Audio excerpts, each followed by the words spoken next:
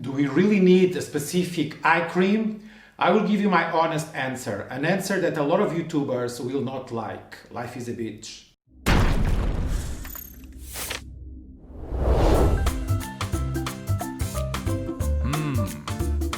Oh!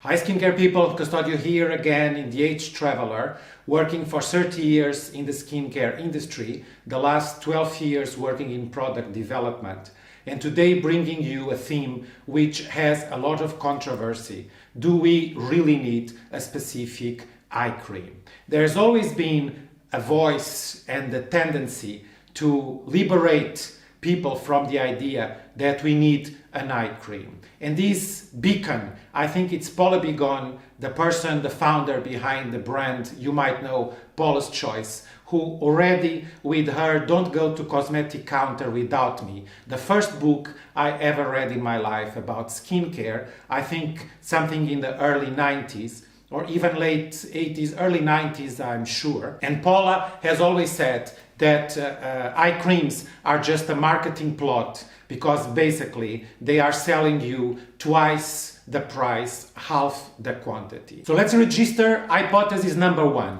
We don't need an eye cream, it's a marketing plot. But there are also other voices, and these I would say more often voices you also hear at cosmetic counters and people working in the industry who say that you do need an eye cream because the eye area, it's more sensitive than the generic face. Well, I must say I think this is slightly, ever so slightly silly, because skin around your eyes, even though it is thinner, it is not necessarily more sensitive than any other skin around your lips, your neck, your cheeks, other areas of the face. Your eyes are more sensitive than your skin, but when we say eye creams, they are not meant to be used inside the eyes. So really, sensitivity, it's not the best way to understand whether eye creams are needed or not. I would say if an ingredient is not good for your eye area, most likely it is not good for anywhere else on your face. So here,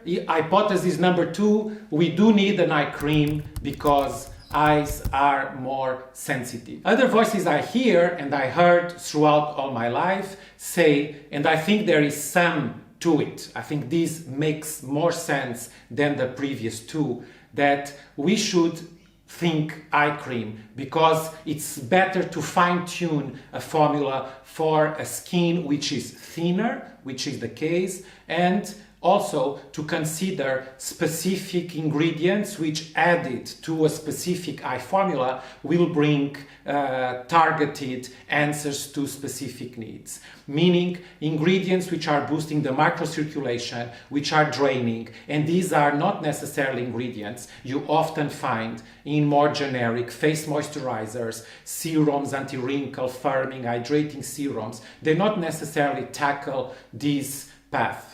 I'm thinking on ingredients such as caffeine, esine, which is the active ingredient in horse chestnut, very good booster for microcirculation. You can think of specific peptides which can also help out with draining, bioflavonoids, normally extracted from citrus fruits. All these are very interesting ingredients which normally are absent in the generic face care product. So this makes our hypothesis number three, which is you not necessarily need an eye cream, but you have an advantage to have a more fine-tuned, better formulated, more specific product for that area. And then comes what I really believe everybody is missing out or voluntarily ignoring, which has nothing to do with formulation, which has nothing to do with sensitivity, which has nothing to do with marketing, which is regulatory and safety. And I want to tell you from an inside perspective in the industry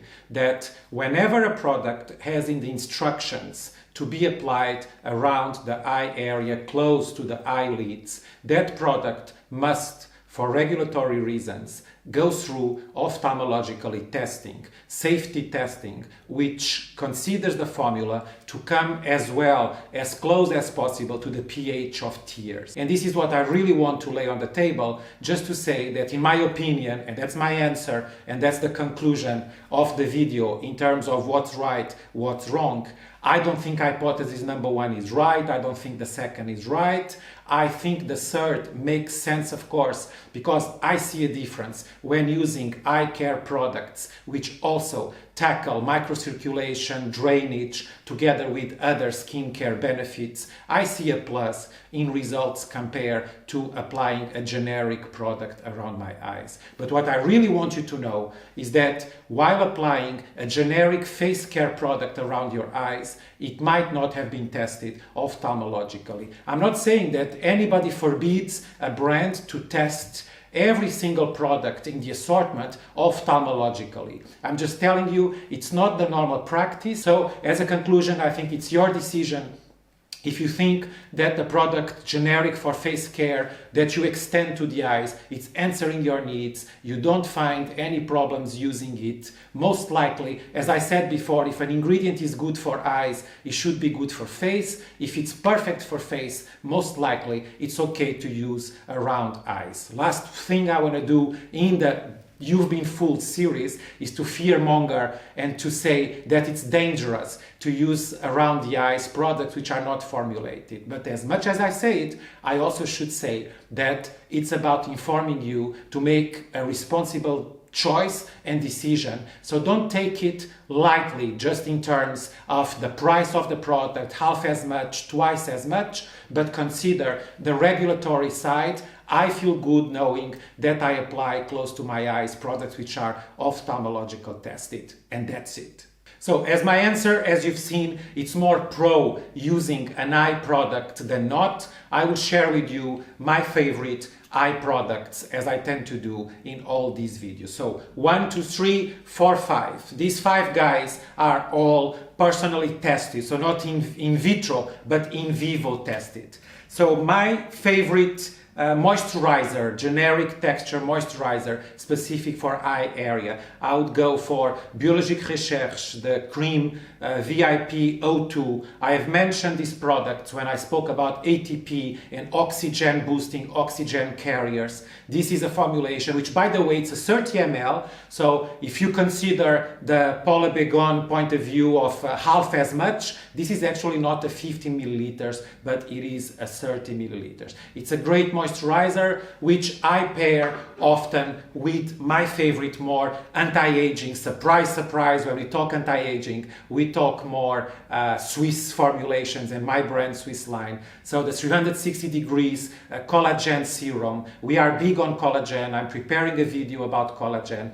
And this is the serum I'm very loyal to. Very often I use it alone, day and night. If I feel like need more moisture, I pick up my Biologique Recherche, otherwise this guy alone. And very important for eye area. Most brands, I would say 98% or even 99% of the brands go very lightly on the SPF when it comes to eyes. It's very hard to formulate specific products SPF for ophthalmological testing, passing with the right, not migrating, because normally they tend to move around, and the last thing you want is an SPF to penetrate your eyes. So we have worked out that also from Swissline, the brightening eye veil SPF 50. It's a product that lasts an eternity. Probably these will be enough for the whole year. You can use it on top of all other moisturizers, on top of a serum.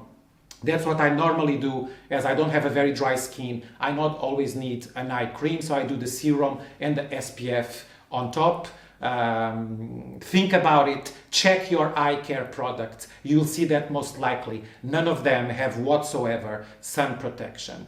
Little beautiful thing, Medic 8 retinol specific product for nighttime, just for the eye area. You dot the minor quantity, and believe me, this is a retinol totally adapted to the eye area. Exactly as we say, the formulation fine-tuning the concentration, which is less than a formula for the face because the skin is thinner. It can be, by the way, a side comment, a great therapy to overcome milia. a concern a lot of people have around the eye area in relation to using eye creams, not using eye cream, is whether they will cause milia, you know, these little small cysts, small little dots that look like sebum, yet they are not sebum. Don't try to squeeze them, don't punch them, don't do anything, because they are keratin. They are just trapped proteins in the skin. Using mineral oils, heavy moisturizers around your eyes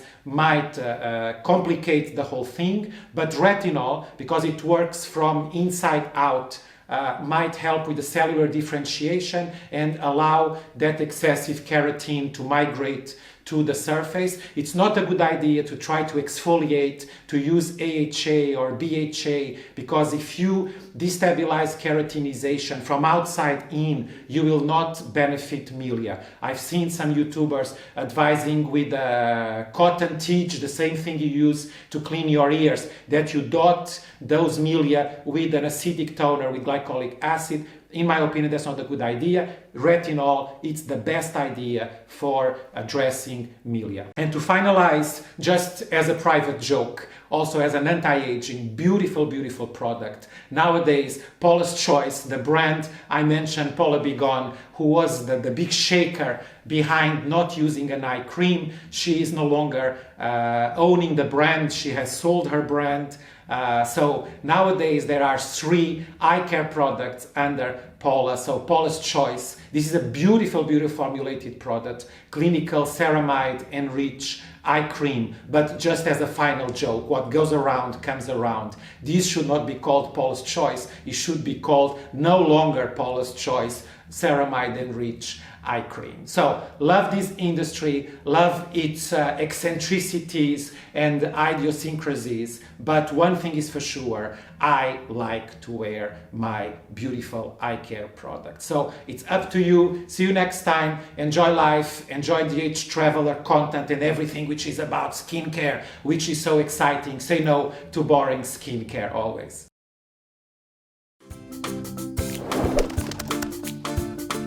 With your eyes open, with your eyes closed, with eye creams, without eye creams, please subscribe, follow the channel, click like. If you subscribe, if I see that makes sense to be here, I will be so much happier. Take care.